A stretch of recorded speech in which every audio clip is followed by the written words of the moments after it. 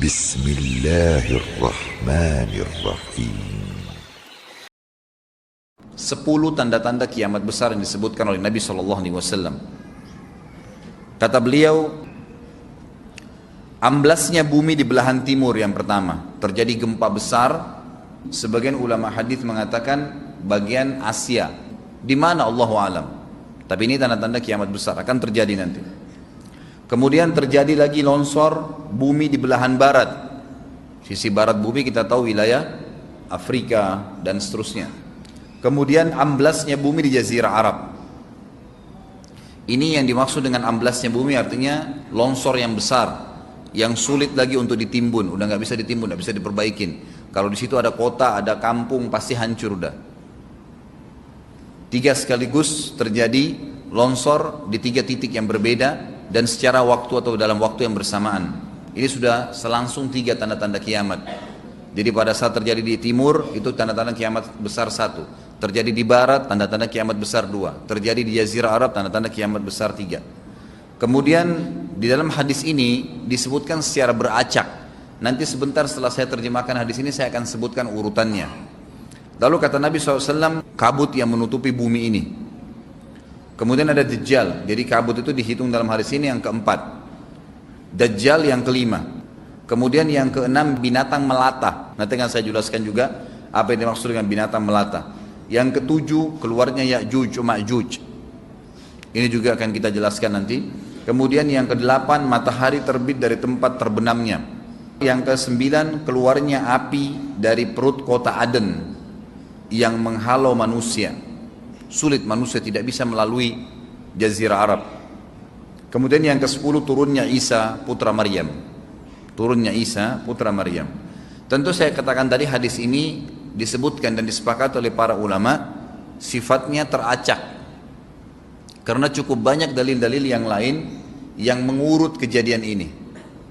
Urutan yang pertama dari 10 ini adalah keluarnya Dajjal. Ini urutan pertama. Dajjal, jemaah sekalian, adalah diambil dari kata-kata Dajjalah yang berarti kekacauan. Ciri-ciri Dajjal disebutkan dalam banyak hadis yang sahih adalah mata kanannya yang paling pertama rusak seperti anggur kering. Kata Nabi SAW dalam hadis sahih, ketahuilah Dajjal buta mata kanannya dan Tuhan kalian tidak buta, karena dia akan mengaku sebagai Tuhan. Kemudian dia orangnya memiliki kulit yang kehitam-hitaman serta memiliki dahi yang lebar. Setiap orang beriman bisa membaca di dahinya tertulis 3 huruf kafara. Semua orang yang ngerti tulisan Arab, tidak ngerti tulisan Arab akan bisa tahu dan baca itu kafara, kufur. Rambutnya keriting dan orangnya tinggi besar. Kata Nabi SAW, kalau kalian dengar Dajjal keluar di satu lokasi, maka menghindarlah. Walaupun kalian harus lari ke gunung, dia akan keluar membuat kerusakan selama 40 hari. Kata Nabi SAW, 40 hari itu sehari seperti setahun, sehari lagi yang kedua seperti sebulan, hari yang ketiga seperti sepekan, dan sisa harinya seperti hari kalian. Dia akan keliling muka bumi semuanya, dan kata Nabi SAW, seluruh bumi ini akan dimasuki oleh Dajjal. Tidak tertinggal satu lorong, gang, jangankan kota atau desa, kecuali Dajjal akan masuk ke dalamnya, kecuali Madinah dan Mekah. Tidak bisa dimasuki oleh Dajjal. Kata Nabi SAW dalam hadis sahih, karena di setiap pintu gerbang Mekah dan Madinah malaikat menghenuskan pedangnya dan menghalau Dajjal sehingga Dajjal tidak bisa masuk. Pada saat dia tiba di Palestina, waktu yang bersamaan di kota Madinah berkecamuk. Kaum muslimin sepakat semua keluar untuk mengejar Dajjal dan membunuhnya. Keluar dari kota Madinah satu orang yang namanya seperti namanya Nabi Muhammad SAW, Muhammad bin Abdullah, dan dia dari turunan Nabi SAW juga. Dan orang ini punya julukan Mahdi, dikenal dengan Imam Mahdi. Inilah tanda-tanda kiamat yang kedua. Pada saat dia tiba di Mekah, dibaiatlah oleh banyak kaum muslimin, tidak disebutkan jumlah pasukannya, maka terbentuklah pasukan jihad yang mengejar Dajjal menuju ke Palestina. Lalu keluar tanda-tanda kiamat 3, langsung berentetan semua. Tanda-tanda kiamat besar yang ketiga adalah pada saat pasukan Imam Mahdi dengan pasukan jihad itu tiba di Darul Bayda namanya. Hadis menyebutkan di menara itulah, di masjid itulah Imam Mahdi mampir sholat asar bersama pasukannya. Dikatakan Isa alaihissalam akan turun sambil memegang kedua sayapnya malaikat, dan dari rambutnya yang basah meneteskan air. Maka dia pun turun, lalu kemudian dia masuk, dan orang-orang pada saat itu mengenalnya kalau dia adalah Isa, dan mereka sudah tahu ini masanya keluarnya Dajjal, ini Mahdi sudah ada, mereka tahu akan turun Isa, sudah ada informasi seperti saya sampaikan ke Bapak Ibu sekarang. Itu muslimin di zaman itu sudah tahu semua. Sholatlah mereka, kemudian mereka menuju ke Palestina. Ringkas cerita adalah Nabi Isa alaihissalam akhirnya tiba dengan pasukan mujahidin di depan pintu gerbang Babulut. Dajjal mengatakan, bukakan pintu gerbang, mereka tidak akan mampu melawan kita karena pasukannya mereka banyak memang. Maka Dajjal dengan sombongnya menunggu di depan pintu gerbang. Pada saat dibuka, Dajjal kaget melihat ada Isa alaihissalam. Dan pada saat itu kata Nabi SAW, Dajjal faham kalau sudah tiba ajalnya. Begitu melihat Isa alaihissalam, dia lari dan badannya sambil meleleh di depan para pengikutnya. Pada saat Dajjal mati, pengikutnya pada ketakutan semua. Mereka anggap Dajjal Tuhan, mereka anggap Dajjal orang yang perkasa lah, orang yang kebal lah, beragam macam kelebihan. Mereka kaget pada saat mati, maka bertebaranlah mereka dan akhirnya mereka sembunyi di bawah pohon dan di atas batu. Kemudian batu dan pohon akan memberikan penjelasan, hai muslim ini Yahudi, bunuhlah. Maka dibunuhlah pada saat itu mereka. Lalu Nabi Isa alaihissalam memimpin di muka bumi, dan kata Nabi SAW, pada saat itu Islam, agama Islam yang dibawa oleh Nabi SAW akan masuk ke semua rumah di muka bumi, gak tersisa. Satu dunia ini semuanya Islam. Hadis sahih. Maka Nabi Isa alaihissalam memimpin pada saat itu, disebutkan dalam hadis 40 tahun dengan ketenangan, menerapkan hukum Islam. Semuanya beriman kepada Allah subhanahu wa ta'ala dan menjadi muslim.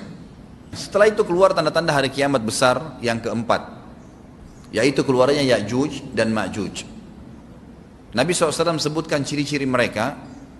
Mata mereka sobekannya kecil sehingga mata mereka kelihatan seperti sipit, tapi bola matanya besar.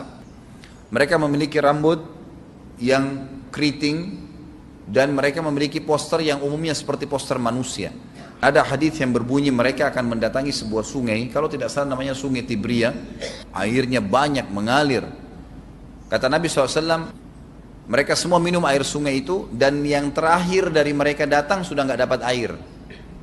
Artinya air sungainya habis diminum. Bayangin berapa banyak jumlahnya itu.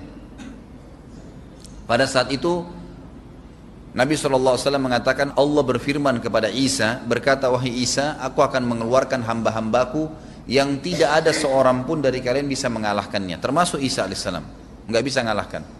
Maka selamatkanlah dirimu bersama dengan pengikut-pengikutmu ke gunung Tur namanya. Jadi memang Ya'juj ini ciri khasnya, kata Nabi SAW, mereka memakan apa saja. Jadi bukan seperti manusia normalnya. Mereka membunuh semua yang bukan seperti mereka. Sampai-sampai kata Nabi SAW, tidak ada yang bisa mengalahkan mereka, dan jumlah mereka sangat banyak. Salah seorang di antara mereka tahu dia akan mati kalau sudah punya 1000 anak.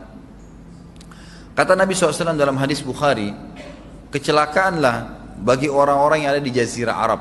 Kemungkinan besar makna ini adalah tempat mereka dekat dengan Jazirah Arab. Kata Nabi SAW, kecelakaan bagi orang-orang yang Jazirah Arab karena telah terbuka dari lubangnya Ya'juj Ma'juj sebesar ini. Udah kasih isyarat dengan jari ibu jari sama jari tengahnya. Artinya mereka sudah bisa melihat keluar. Pada saat mereka keluar, maka mereka akan mulai membuat kerusakan. Kata Nabi SAW di dalam hadis sahih riwayat Imam Bukhari, bahwasanya Ya'juj Ma'juj akan membunuh siapapun yang mereka temui. Bahkan pada saat mereka sudah merasa menguasai bumi, mereka melepaskan anak-anak panah mereka ke langit. Lalu Allah menurunkan anak-anak panah mereka sebagai fitnah dipenuhi dengan darah. Maka mereka berkata, kami telah membunuh semua yang ada di bumi dan semua yang ada di langit. Kata Nabi SAW, Allah lalu mengizinkan Isa untuk berdoa kepada Allah agar memusnahkan mereka. Maka Isa alaihissalam pun akhirnya berdoa, meminta kepada Allah subhanahu wa ta'ala agar mereka semua dimusnahkan. Maka pada saat itu pun Allah subhanahu wa ta'ala menurunkan kepada mereka hama. Sebagian hadis menyebutkan serangga kecil seperti cacing, banyak sekali. yang menimpa tubuh-tubuh mereka. Setiap orang satu. Dan itu membuat mereka mati. Kemudian setelah itu Isa alaihissalam memimpin lagi di muka bumi sampai beliau meninggal. Setelah Isa alaihissalam meninggal, kembali lagi sebagian besar manusia berbuat kekufuran. Maka Allah subhanahu wa ta'ala keluarkan tanda-tanda kiamat besar yang kelima. Yang kelima ini adalah keluarnya hewan atau binatang melata. Binatang melata ini disebutkan dalam hadis yang sahih riwayat Bukhari, bahwasanya Allah SWT akan keluarkan, tapi tidak disebutkan dari bumi mana dia keluar. Dia akan keluar hewan melata yang bisa berbicara seperti manusia dan badannya dipenuhi dengan bulu. Allahu a'lam bagaimana. Kemudian dia datangi orang-orang yang kufur tersebut dan menasihatin dan mengingatkan mereka. Yang tidak mau beriman, dalam hadis dikatakan dicap oleh hewan tersebut. Allahu a'lam dicap seperti apa, sehingga ketahuan mana yang kafir, mana yang beriman. Terus dia keliling di muka bumi tapi tidak disebutkan berapa lama. Lalu kemudian Allah lenyapkan si dabbah ini. Kemudian datang tanda-tanda kiamat yang ke-6. Tanda-tanda kiamat yang ke-6, 6, 7, 8. Itu berentetan semua.